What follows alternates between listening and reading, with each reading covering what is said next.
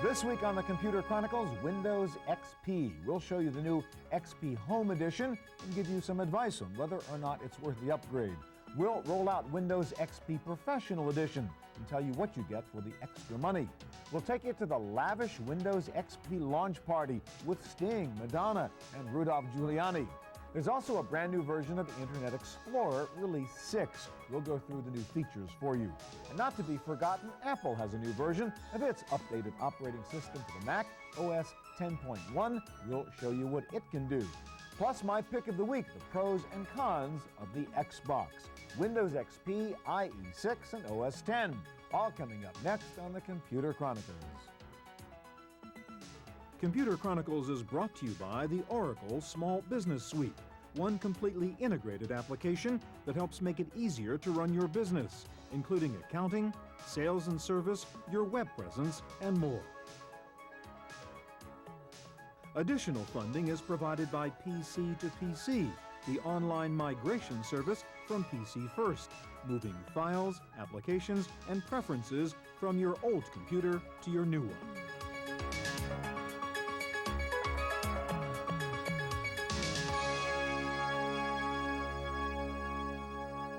Hi, and welcome to the Computer Chronicles. I'm Stuart Chaffee. Well, Microsoft is at it again with yet another new release of its Windows operating system in two versions, Windows XP Home and Windows XP Professional. And the question most Windows users are asking is it worth the money to upgrade? And that's the question we hope to answer for you this week. Here to start us out with a look at Windows XP Home Edition is Denny Arar, Senior Editor with PC World Magazine, and this is the magazine right here. In fact, this was your cover story on Windows XP. Should you upgrade? That's the question we're trying to get at. Let's start with some of the basics in home. First of all, slightly different graphics look in XP, right? Right. If you hit the Start panel, you'll notice right away, look, it has my name on it. Okay. And it's a square thing. It has a bunch of applications. These ones down here, they come in automatically. They reflect my usage. As I use an application frequently, it automatically appears. You might want to point with here. the cursor if you can so the audience can keep track of what you're doing. Yeah. And then the ones on top here are ones that are fixed. They're always here. And then you've got these other things. It's just more things to get to. Right. Now, I see you have Windows Messenger down there in your taskbar. That's included now in the operating system, right? This is an instant messaging client a la AOL Instant Messaging or ICQ. And it allows you, as you can with these other ones, to talk. It also has the ability, if you have webcams, to look at somebody else online over webcam. Okay, so instant messaging with video, etc. Right, and to chat, even you can do a voice call too as well. Yeah. So, and another thing it lets you do, which is really neat for somebody who maybe works with, if your mother or somebody like that is far away and needs help on the computer, it has the ability through this to initiate a request for help. Okay, Ask so for remote assistance. Yeah.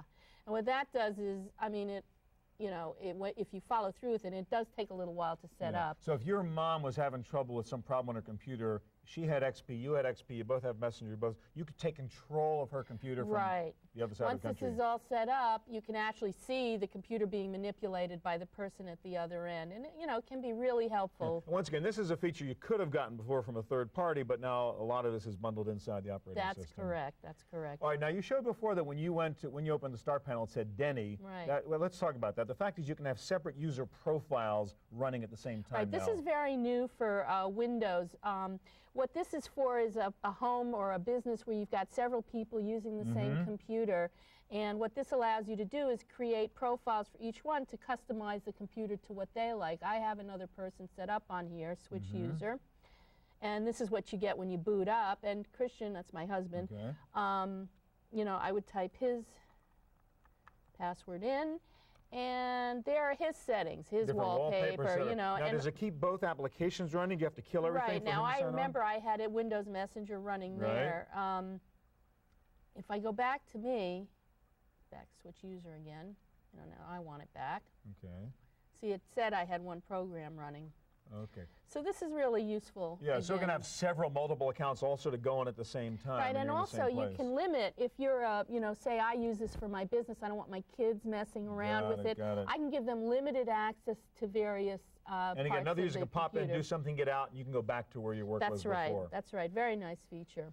All right, what other things can we talk about? I guess one of the best features of XP is something you can't really show, and that is that it sort of works, right? Right. It's a much more stable operating system. If you've been using Windows 95 or 98 or Millennium, you know, it really does, it crashes less. That's a very good reason to get an operating system, especially, I think it bears mentioning that even though this is called Home Edition, this does not mean that it's not appropriate for a lot of small and medium businesses, because the features that it lacks that are in professional are really IT, you know, staff oriented, and many small businesses do their own IT work. Sure. So bottom line, worth upgrading if you're a 98 user or an ME user? I would definitely take a look at this. There are very few people.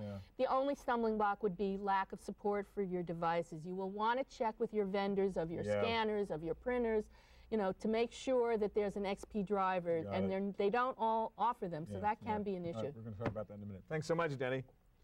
All right, well, for a little bit more money, you can upgrade to Windows XP Professional Edition, a little bit more geared to the network or office environment. And here to help us evaluate XP Pro is Rob Enderle, who is Research Fellow and Vice President of the Gig Information Group. Well, you saw a little bit about what we did there with Denny on Home.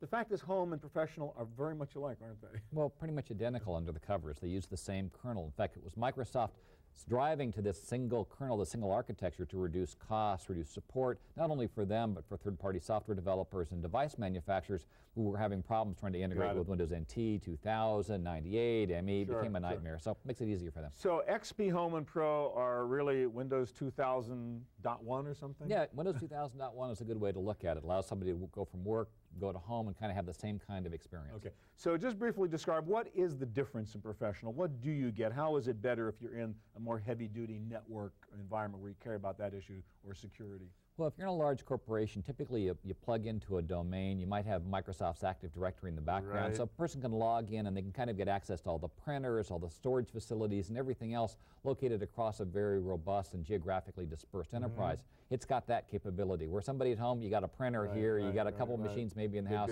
You don't need all that stuff, and you really don't want to have to administer thousands of machines anyway. All right, let's talk about some of the features which might be more of interest to the professional user, even though a lot of these are also in home. One is the transfer wizard, which makes it easier to migrate from one machine to another, which again was an old third-party idea, but now is in the operating system. Yeah, folks like Altiris and Miramar did products in this space, but we looked at customers last year, and for instance, the #1 reason that most of them were not buying new machines was because it was costing them to move to them, and users were saying, wait a minute, it's working, leave me alone. So what this does is it provides an easy way for you to pull all the stuff from a user from their old machine and then go ahead and put it onto a new machine. For instance, on this menu, you just identify whether this is the new or old machine, the machine that's getting the stuff or giving the stuff. It creates a big file. You transfer it to the new machine. In a matter of an hour or so, you can go grab a cup of coffee. You can come back and you can have new machine looks like the old machine. New machine looks identical to the old machine. Okay. Another nice feature, a lot of people are into the Wi-Fi 802.11b world right now, and this has a nice feature there in terms of wireless networks. Go through that, Rob. Well, it's where they really did an awful lot of the improvement in terms of the networking. It allows you to go through and discover wireless networks. Up to now, you had to kind of figure out what the system ID was for these access points, and they might be written on the bottom, which is a real problem if they're up in the ceiling. Or they might be someplace else. This actually discovers them, so you get the system IDs on here, you double click on it. If it's not encrypted, you're on almost immediately. So you just wander around, it'll tell you what wireless networks are around there. Absolutely. Okay. We talked a little bit about this with Denny, but system restore, things like driver issues, show how XP works better there. Well, this actually takes its core from Windows ME, which was an incredibly unreliable product and kind of lived on system restore. It was down so much that you used that to restore yourself back to a point when it was actually working. This has that, and from the standpoint of an administrator that is administering thousands of machines, having a user be able to go back and fix problems they created, realize that about 80% of the problems that helped us deal with, the user created them themselves. It brings up an easy screen to say, okay, to restore it to an earlier point. Does it automatically find earlier points, or do you have to set those? Absolutely. It goes back and whatever. Anytime you install a major piece of hardware, it actually sets a point, and you can go back to that particular point, and when it was working, and you're back in, and you're up and restored. Okay. Another version of that, or a piece of that, I guess, is driver restore. Another problem, you install a new driver and you've screwed things up and you want to go back to where you were just with regard to a device driver. Yeah, I've had this experience myself. I put in a new video card and somehow I've lost a set of features. For instance, I like to use twin monitors. Almost every time I put in a new card, only one monitor comes up when I'm done. So I just take it back to the earlier driver. Suddenly I've got both monitors up. I'm not spending the time online or with the help desk. I fixed it myself. Useful. Dynamic updating, that's a nice feature too, right? Yeah, absolutely. What does it do? What it does is allows it to go back to the Windows Update site and pull down driver updates, patches to the operating system, and it loads them behind the scenes. And so instead of having to go up and download from the Windows Update site, which is what you've had to do before and do it live, kind of wait for it to download and then do stuff, it's all waiting for you on your machine. You click go, it installs it, you're off and running. All right, summarize now pros and cons of XP Professional. Well, the big pros are it's much better on a network. It's a 0.1 product. Corporations like 0.1 products instead of a 0.0 product, and it's a huge jump in terms of security and reliability from the 9X base. Disadvantages are they could still have gone farther with regard to network discovery. A lot of folks, I mean, we talked about the wireless stuff, but realize a lot of folks are going from the corporation, they're going home, they've got to change network settings and the rest of it. It is not seamless at all. Some might be dynamic, some might be fixed IP addresses. Still a very big mess. So it's one of the improvements they clearly could make. All right, bottom line question again, is it worth the upgrade? For most folks, it probably is, because most folks are on a 9X product. If they've already done a migration to Windows 2000 and they're stable, they might want to wait till the next version, Longhorn, which is going to be out a little bit over a year. If you're using 95, 98? 95, 98, it's an easy decision. Do it. Yeah. All right, thanks very much. Well, when Microsoft launches a new product like Windows XP, it usually does it in a big way. This time they featured Madonna, Sting, New York Mayor Rudolph Giuliani, and of course, Bill Gates. This is a milestone for PC users. People spend a lot of time in front of their PCs. We have over 400 million users who sit down and use Windows every single day. Gates chose New York for the U.S. launch of Windows XP, but that was just one part of a simultaneous worldwide launch, including major events in Seattle, London, England, Sao Paulo, Brazil, Cape Town, South Africa, and Sydney, Australia. But the New York launch was clearly the center of the XP universe. Mayor Rudolph Giuliani took part in the official launch, thanking Bill Gates for bringing the event to the Big Apple. I wish you the very best of luck with it, and I thank you and all of the other business leaders that are here for this launch of this new product, which really couldn't come at a better time for the city of New York. Thank you, Bill. Thank you. And Microsoft customers in New York were rewarded with autographed copies of XP as Gates and company visited a Manhattan Comp USA as part of the day-long launch celebration. Fun to see people here tonight. And just to make sure everyone paid attention to the Windows XP launch, Microsoft got Madonna to provide the music for the new XP TV commercial.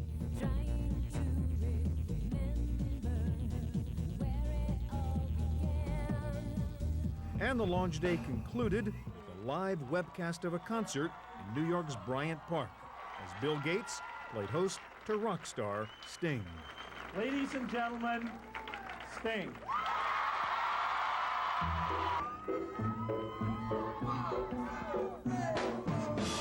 I don't drink coffee, I drink my beer. I like my toast on one side.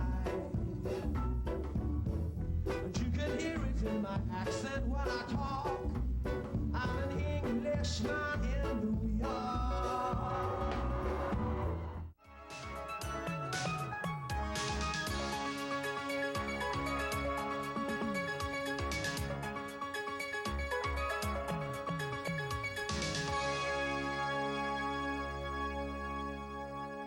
Well, Microsoft has not only upgraded its operating system with the launch of Windows XP, it has also come out with a new upgrade to its web browser, Internet Explorer version 6. And here to tell us about the changes in IE is Mike Elgin, former editor of Windows Magazine, now editorial director for Interex. Mike, let's talk about some of the things that are new in IE. A lot of people don't even know that there's a 6 out there with lots of different things in it. And then one of the things you like is this picture resizer or whatever. Explain what that does. Well, what this is, you're looking at here at a picture, standard JPEG in the browser window, and it looks pretty normal. Now, you'll notice if I reduce the size of this picture, the picture reduces as well automatically. It's called picture resizing. Right. It's a very nice feature. And in fact, when I click on this picture, I get a button down here that when I click on it, it gives me the real size of this picture, Which is is a humongo picture. It's huge. Now, this is what the old version of Internet Explorer would show you. Right, exactly. Click again, and then click on the button, and I'm down here. So that's a really nice feature. Okay. Okay, what else can we talk about? There's the media bar, which is kind of a cool way to interface with media stuff. That's right, and this is probably the biggest new feature in Internet Explorer 6. Now, by clicking on this button, you can toggle between media bar and no media bar. And what this allows you to do is listen to music. So everything's still going videos. over here on your browser and whatever That's site right. you're working on. You can go anywhere you want, and there's a universal sort of CD player down here, and you can listen to music and watch movies and so on. Pretty neat feature. All right, media bar. Now, another thing that's nice, sort of relates to that picture resizer in a way, is the ability to print selectively through a better print preview. That's right. One of the big demands from some earlier versions was the ability to print preview, and of course they put that into a previous version of Internet Explorer. Now they've really done something great. Now, I've got a page here with frames. I'm going to click on Print Preview, and you'll notice an option in the Print Preview button here that lets me look at the page as it looks in real life. A lot of times you don't want to print the page as it looks. That's right, because oftentimes there are advertising and so on. So I'm going to select one of the options, which is all frames individually, and then I'll reduce the size here, and I can see each of the frames individually and print them individually. Ah, cool. Okay. Yeah, that's a nice feature. All right, so now another thing, let's talk about related links, which is a nice thing that's built into IE6. Okay, well here we've got the Computer Chronicles site, and we've got related links on this side. Now, where's it getting that from? It's getting that from Alexa, which is the search engine. It's very intelligent. Actually works very nicely. Not too bad. NetCafe was the first thing it came up with. That was pretty smart. That's right. Okay. Now, as you, one problem with it is that as you go across the internet, these links stay there until you select the option again. They don't shift with the pages that you look at. All right, another nice feature that's built in is improved privacy controls, right? Particular cookies and stuff like that. Show us what it does.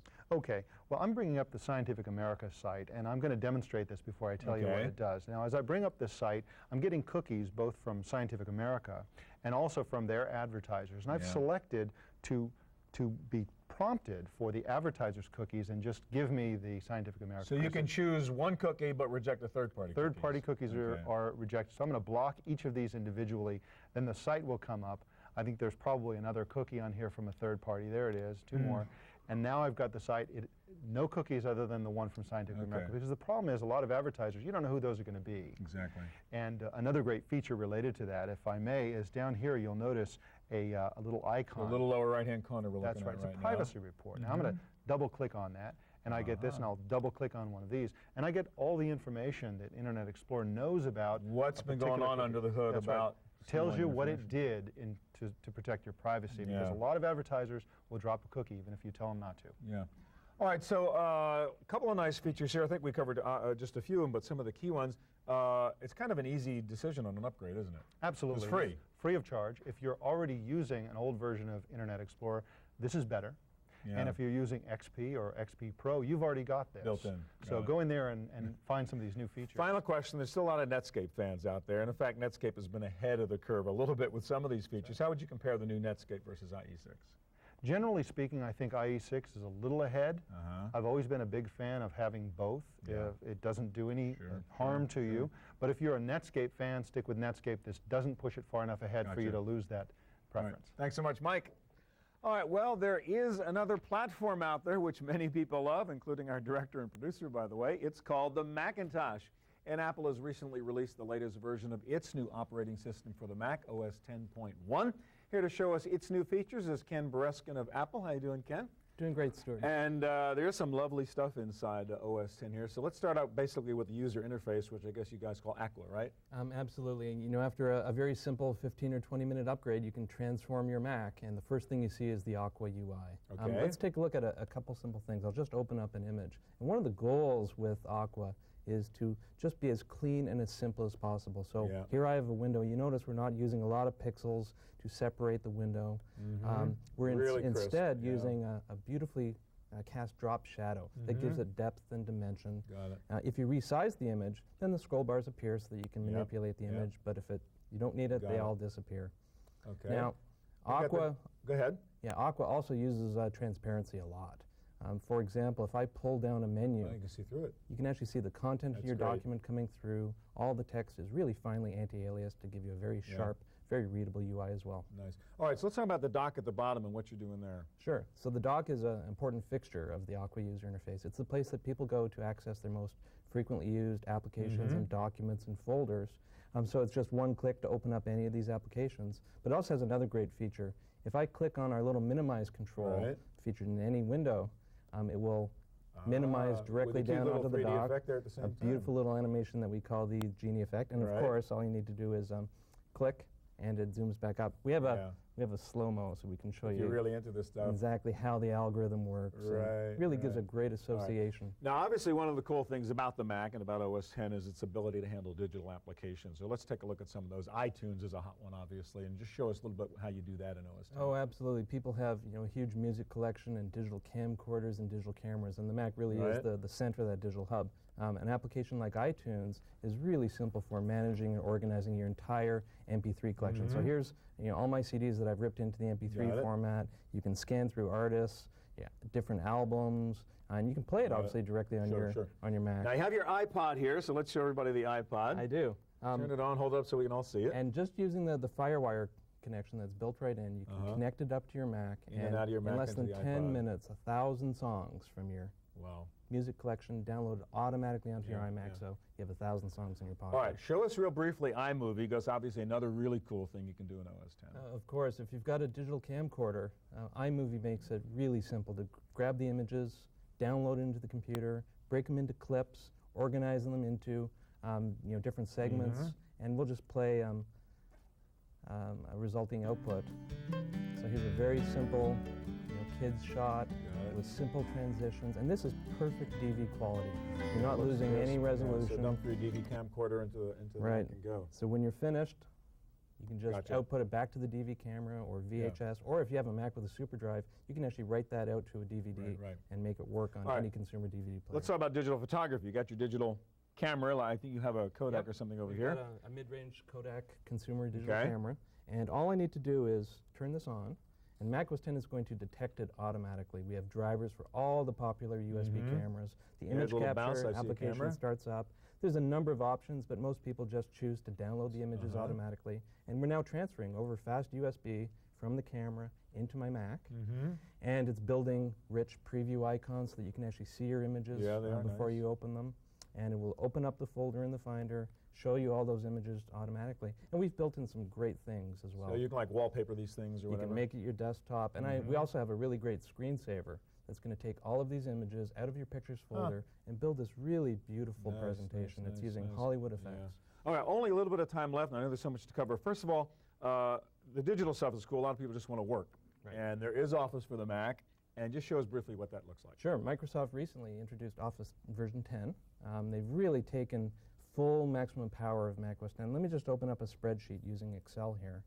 And you'll notice that the same graphic cues and tunes from the Aqua user interface are there. But it's been tweaked for the Mac OS? It certainly has. For example, if I edit a cell, you notice how the cell literally pops out of the screen. If I take a look at pie charts, beautiful use of graphics so that it's very finely anti-aliased, great quality. And if I go into a 3D chart, one of the challenges with 3D series charts is that one series can block the other. So let's just bring up our fill effects here. Use that transparency feature you showed and we're going to before? take advantage of that exact same transparency. We'll just set it to about 25 or 30%. Press OK, and now you can see the entire chart. All right, real quick, we're almost out of time. Show me the iBook and one cool thing you can do on the iBook. Absolutely. We take a lot of pride in the fact that we design the entire thing for consumers, from the hardware to the operating system, a number of the key applications. And you can really see that on something like an iBook. So or open it up, and you notice that I open it up, and within go to a work. second, it's instant on. That's the great. user interface is there. Your wireless networking is all configured, and you're ready to go. Ken, thanks so much. It's my pleasure, Stuart. All right, that's our look at the new generation of operating system software, but don't go away. I'll be back in just a moment with my pick of the week, Microsoft's new hardware product, the Xbox.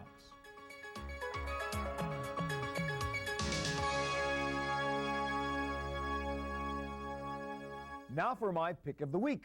So far, we've seen what's new from Microsoft in software, but these days, Microsoft is also a hardware company, and its new baby is the Xbox, a powerful computer disguised as a game console. As a dedicated gaming platform, the early reviews from gamers are mixed at best, but remember, you can only judge a game console by the games, and I think in the rush to get the Xbox out before Christmas, probably not enough attention was paid to developing the new games that would really make it shine. So the Xbox is not immediately apparently superior to the PS2 or the GameCube, but it has the potential to be. Just look at the specs: a 733 megahertz Pentium 3, a 250 megahertz custom graphics chip, 64 megs of RAM, an 8 gig hard drive for saving games, plus it comes with a 10100 Ethernet port, and it can handle 256 separate audio channels with full 6-channel 3D audio in Dolby Digital. This is a pretty hefty computer. The first slate of games for the Xbox are cool, they look and sound great, probably not enough to justify switching platforms, at least not yet. Now, one nice feature I do like about the Xbox actually is the newly designed game controller. It has a real solid feel to it, and it gives you lots of options for how to configure it. Now, the future of the Xbox clearly seems to be as a high-power broadband terminal. Online games, an MSN bundle, and Windows Messenger are no doubt somewhere in the pipeline, along with an optional keyboard. One of the coolest things, by the way, about the Xbox, given its fantastic sound capabilities, is a built-in audio CD player, which lets you dump CD tracks onto the hard drive and then build your own playlist, which you can then substitute as the music track for most games.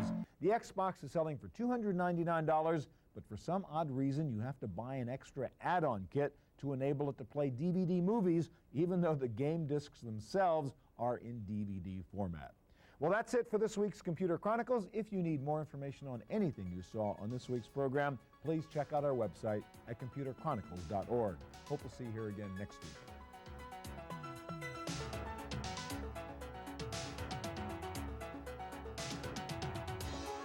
Computer Chronicles is brought to you by the Oracle Small Business Suite, one completely integrated application that helps make it easier to run your business, including accounting, sales and service, your web presence, and more.